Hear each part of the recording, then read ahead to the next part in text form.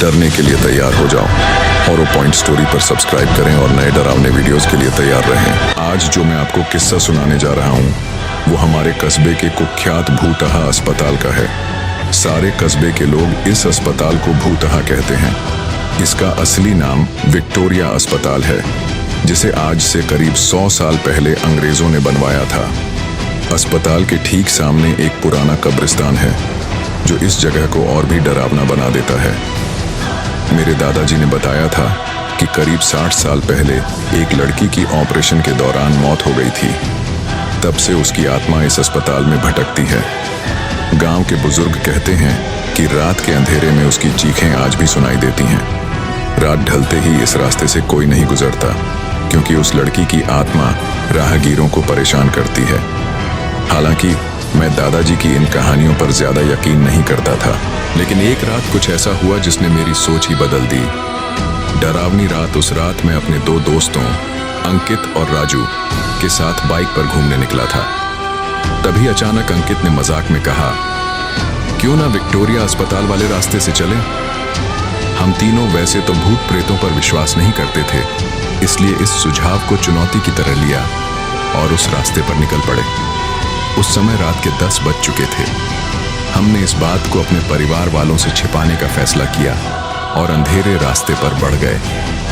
जैसे ही हम उस सुनसान रास्ते पर पहुंचे, अचानक बाइक फिसल गई और हम तीनों जमीन पर गिर पड़े।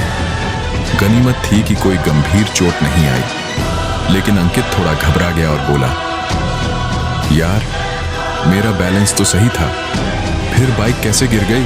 हमने उसकी बात को टाल दिया और फिर से बाइक उठाई।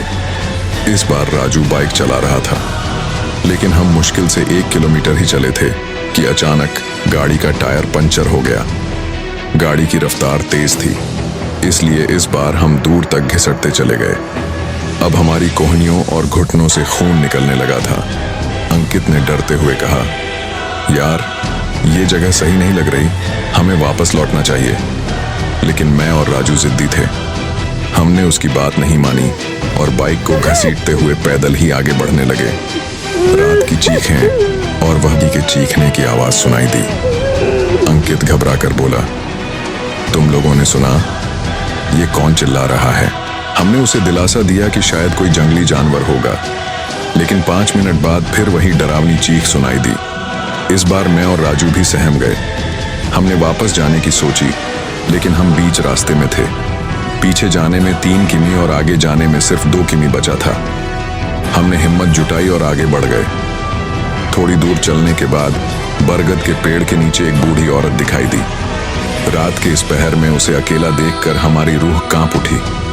हमने डरते डरते पीछे मुड़ने का सोचा, तभी वो बूढ़ी औरत तेज आवाज में बोली, बेटा रुको, मुझे हाईवे तक का रास्ता बता दो। हमने कांपती आवाज में पूछा, इतनी रात को आप यहाँ क्या कर रही हैं? बूढ़ी औरत बोली, मैं पड़ोस के गांव की रहने वाली हूँ, पैसे नहीं हैं, इसलिए पैदल जा रही हूँ। हाईवे के उस पार मेरा गांव है।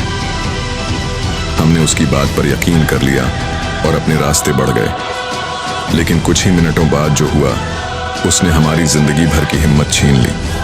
डर का वो आखिरी पल, रास्ते में बूढ़ी औरत हमसे अजीब अजीब सवाल पूछ रही थी। वह हमारे पीछे चल रही थी। हमारी कहानी पसंद आई हो तो हमारे चैनल को सब्सक्राइब करें और लाइक करें, शेयर करें।